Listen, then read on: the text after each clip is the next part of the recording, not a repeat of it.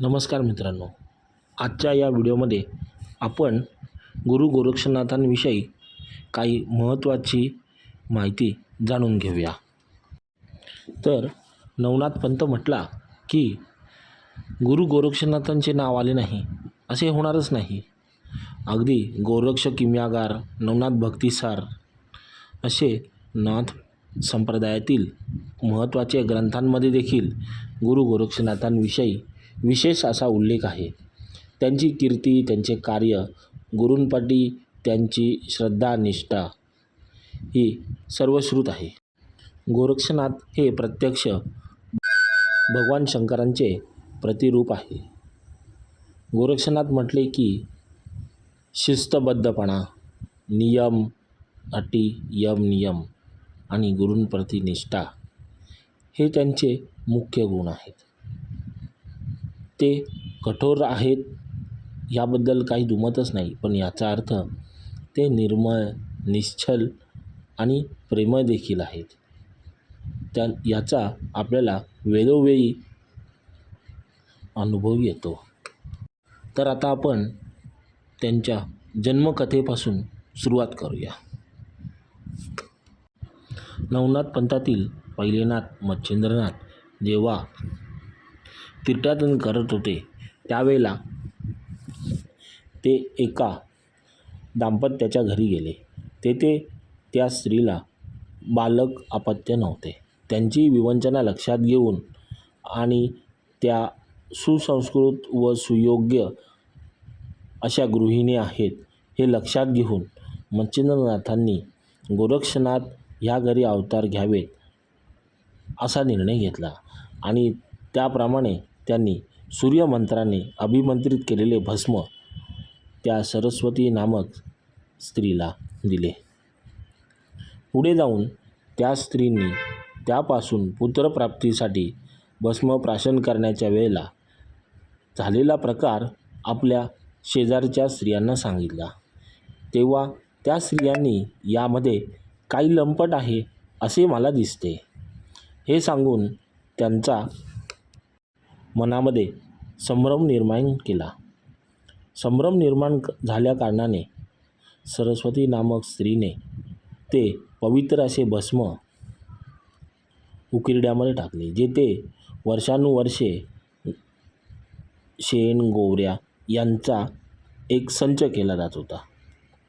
पुढे जाऊन काही वर्षांनी मच्छिंद्रनाथ परत त्या गावात आले. तेव्हा त्यांना त्या स्त्रीला आपण भस्म दिले होते, तर आता गोरक्षनाथ किती मोठे झाले आहेत, आता ते काय करत असतील याची उत्कंठता जाणून घेण्यासाठी त्या स्त्रीच्या घरी गेले. अलख निरंजन आदेश असा अलग जागून त्यांनी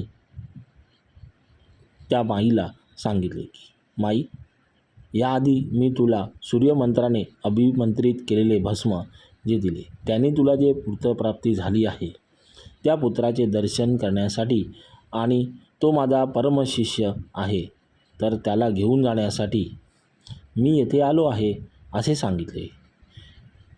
ते ऐकून ती स्त्री भयभीत झाली. झालेला प्रकार नाथांना कसा सांगू हे त्यांना काही समजेना, पण धीर आणि धीटपणे त्यांनी घडलेला प्रकार आणि त्यांच्याकडून झालेली घोडचूक नाथांच्या कानी घातली. झालेला प्रकार हा खूप चुकीचा होता हे नाथांना कळले, पण ही दैवी योजना आहे हे समजून घेऊन मच्छिंद्रनाथांनी त्यांना ते पवित्र भस्मे तू कुठे टाकलेस असा प्रश्न विचारला. तेव्हा त्या स्त्रीने त्यांना दाखविले. इतके वर्ष झाले कारणाने तिकडे गोवराचा खूप मोठा ढीग झाला होता, परंतु अंतर्ज्ञानाने मच्छिंद्रनाथांनी जाणून घेतले की त्याखाली गोरक्षनाथ हे सुरक्षित आणि ध्यान रूपात विराजमान आहेत. त्यांनी तू गोरक्षेतून निर्माण झाला म्हणजे गोरक्षनाथ असे मी तुझे नाव ठेवतो हे म्हणून त्यांचे गोरक्षनाथांचे आवाहन केले. त्यावेळेला गुरु गोरक्षनाथ त्या गोवरातून प्रगट झाले. नवनाथ पंथातील सर्व नाथ हे अयोनिज संबंधातून प्रकट आणि निर्माण झाले आहेत. म्हणजेच त्यांचे कोणी माता पिता असे नव्हते, तर परमदिव्य शक्तीच्या कृपेने त्यांचा जनकल्याणासाठी अवतार धारण त्यांनी केले होते. पुढे गोरक्षनाथांना आपल्यासोबत घेऊन मच्छिंद्रनाथ निघाले. तेव्हा मच्छिंद्रनाथांनी गोरक्षनाथांना वेगवेगळ्या प्रकारचे ज्ञान दिले, सर्व विद्या दिल्या आणि एकदा त्यांना संजीवनी मंत्राबद्दल अभ्यास करण्यास सांगितले आणि मच्छिंद्रनाथ गावामध्ये भिक्षाटनासाठी गेले. त्यावेळेला गावातील काही लहान मुले देखील तेथे खेळत होती, पण गोरक्षनाथ हे सुरुवातीपासूनच गुरुभक्तीमध्ये तल्लीन आणि गुरुवाक्य प्रमाण मानून चालणारे होते. गुरूंनी दिलेल्या संजीवनी मंत्राचा स्वाध्याय ते करतच होते. त्यावेळेला खेळता खेळता ती मुले गोरक्षनाथांकडे आली आणि म्हणाली की आम्ही गाडीवान बनवण्याचा प्रयत्न करत आहोत. बैलगाडी केली, बैल केले, पण गाडीवान काही आम्हाला जमत नाही आहे. तर आम्हाला गाडीवान बनवून देशील का? त्यावर गोरक्षनाथांनी होकार देऊन तो मातीचा गोळा घेऊन त्यापासून गाडीवान तयार करत होते. परंतु गुरूंनी दिलेला संजीवनी मंत्र त्यांच्या मुखामध्ये अखंड चालू होता. त्या संजीवनी मंत्राच्या प्रभावाने त्या मातीच्या पुतळ्यामध्ये प्राण स्फुल्लित झाले आणि तेथेच गहिनीनाथांचा जन्म झाला. पण झालेला प्रकार हा बालरूपी गोरक्षनाथ आणि त्या गावातील मुलांना देखील कळला नाही. त्यांना वाटले गोरक्षनाथांनी भूत बोलवले आणि भूत भूत असे म्हणून ते सगळीकडे सैरावैरा पळू लागले. गोरक्षनाथ देखील त्यावेळेला लहान असल्याकारणाने घडलेला प्रकार त्यांच्या कल्पनेच्या बाहेर होता, त्यामुळे ते देखील दडून बसले. जेव्हा मच्छिंद्रनाथ परत त्या जागी आले जिथे त्यांनी गोरक्षनाथांना ठेवले होते, तेव्हा त्यांना घडलेला प्रकार समजला व त्यांनी गोरक्षनाथांना शोधून ते छोटे बाळ होते त्याला कडेवर घेऊन हे मातीपासून बाळ कसे निर्माण झाले याबद्दल गोरक्षनाथांना सविस्तर माहिती सांगितली. या प्रकारामुळे मच्छिंद्रनाथांनी एक गोष्ट समजून घेतली की आपण गोरक्षनाथांना ज्ञान दिले आहे, पण त्यांच्याकडून योग करून घेतला नाही, तपस्या करून घेतला नाही, तप झाल्याशिवाय ज्ञानाला धार येणार नाही, या गोष्टी समजून घेतल्या आणि बालरूपी गहिनीनाथांना त्यांनी एका योग्य दाम्पत्याकडे सुपूर्द करून पुढे गोरक्षनाथांना घेऊन निघाले. वाटेत जाताना ते एका ठिकाणी थांबले व त्यांनी गोरक्षनाथांची परीक्षा घेण्यासाठी गोरक्षनाथांना म्हणाले की आज मी इथे थांबतो आणि तू गावातून माझ्यासाठी भिक्षा घेऊन ये. गुरु आज्ञा शिरोधारी मानून गोरक्षनाथ गावात भिक्षेसाठी गेले. तेव्हा एका गृहस्थांकडे पूजा सुरू होती. त्यावेळेला तेथील नैवेद्याचे ताट त्यांनी गोरक्षनाथांना दिले. ते घेऊन गोरक्षनाथ मच्छिंद्रनाथांकडे आले. जेवण खूपच रुचकर होते. त्याच्यामध्ये खीर, लोणचे, पापड, चटणी अशा सगळ्या गोष्टींचे नियोजनबद्ध स्वरूपात मांडणी करून दिले होते. मच्छिंद्रनाथांना त्या जेवणापैकी वडा खूपच आवडला व त्यांनी गोरक्षनाथांना म्हणाले की जेवण तर खूपच रुचकर आहे, पण हा वडा जर अजून मिळाला तर मला खूप आनंद वाटेल. तडक गोरक्षनाथ परत त्या घरामध्ये गेले आणि त्या गृहिणीला त्यांनी मला परत गुरुच्या संतुष्टीसाठी एक वडा तरी द्या अशी याचना केली. त्यावेळेस त्या गृहिणींनी आवेशात येऊन गोरक्षनाथांना परखडपणे काही शब्द बोल सुनावले. त्यावेळेला त्यांनी म्हणाले की तुम्हाला काय हवे ते मागा, मी देतो. तेव्हा त्या गृहिणींच्या बोलण्यावरून जर तू स्वतःला मोठा एवढा गुरुभक्त समजत असशील तर दे तुझा डोळा काढून, असे सहजपणे म्हणाल्या.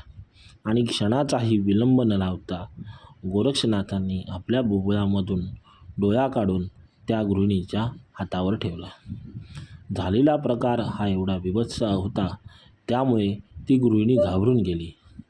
घरात जाऊन तिने फार सारे वडे आणून गोरक्षनाथांना दिले. गोरक्षनाथांनी ते वडे घेऊन आणि डोळ्यावर पट्टी बांधून आपल्या गुरु मच्छिंद्रनाथांकडे गेले व त्यांना वड्याचे सेवन करण्यासाठी विनंती केली. वडे सेवन करून झाल्यानंतर जेव्हा गुरूंनी विचारले की गोरक्ष, डोळ्यावर पट्टी का बांधली आहे, तेव्हा त्यांनी थोडी दुखापत झाली आहे असे सांगितले. गुरूंनी ती दुखापत दाखवण्यासाठी सांगितल्यावर जेव्हा पट्टी काढली तेव्हा त्यांना झालेले जखम पाहून आश्चर्य वाटलं व त्यांनी संजीवनी मंत्राने गोरक्षनाथांना डोळा परत दिला. बघायला गेलं तर मच्छिंद्रनाथांना ही गोष्ट माहीत नव्हती का, तर आपल्या शिष्याची गुरुभक्ती आणि त्यांची शक्ती किती आहे याची परीक्षाच जणू मच्छिंद्रनाथ घेत होते. पण गोरक्षनाथसुद्धा शिवस्वरूप असल्याकारणाने परीक्षेमध्ये उत्तीर्ण झाले. मच्छिंद्रनाथांना देखील त्यांचा खूप आनंद वाटला. पुढे त्यांनी गोरक्षनाथांना घेऊन बद्रिकाश्रम नेले व तेथे त्यांनी ध्यानधारणा करावी, तपश्चर्या करावी असे सांगून भगवान शंकरांना तेथे त्यांच्यावर लक्ष ठेवण्यास विनंती केली आणि पुढे मच्छिंद्रनाथ तीर्थाटनासाठी निघाले. तर मित्रांनो, असे गोरक्षनाथांची त्यांच्या प्रवासाची ही सुरुवात मी गोष्टीरूपात आपल्यासमोर मांडण्याचा प्रयत्न केला. सदर माहिती ही मिळालेल्या ज्ञानातून गुरुकृपेने आपल्यासमोर सादर केली आहे. त्यामध्ये शब्दांची काही वर-खाली किंवा चढ-उतार किंवा कोणती चूकभूल झाली असेल तर ती फुलरूपाने गुरुचरणी अर्पण करतो. आपणास हा भाग कसा वाटला हे नक्की सांगा आणि ही माहिती जास्तीत जास्त लोकांपर्यंत पोचवा. काय होते, नवनाथ भक्तिसार ग्रंथ याचे वाचन करणे आजच्या धकाधकीच्या आयुष्यामध्ये प्रत्येकांना जमेलच असे शक्य नाही. त्यामुळे हा एक प्रकारचा प्रयत्न आणि मला असे म्हणता येणार नाही. गुरुकृपेने जे ज्ञान प्राप्त झाले आहे तर एक प्रकारची गुरूंची सेवा, नाथांची सेवा या व्हिडिओच्या माध्यमातून मी करत आहे. तर आपण यापुढे येणाऱ्या व्हिडिओमध्ये मी अजून कोणकोणती माहिती सांगू आणि कोणकोणत्या विषयांना घेऊन व्हिडिओ बनवू हे नक्की सूचित करा. श्री गुरुचरणी सत नमन. नमो आदेश. गुरुदेव को आदेश, गुरु गोरखनाथ को आदेश, गुरु माई को अलग आदेश. आदेश अलख निरंजन.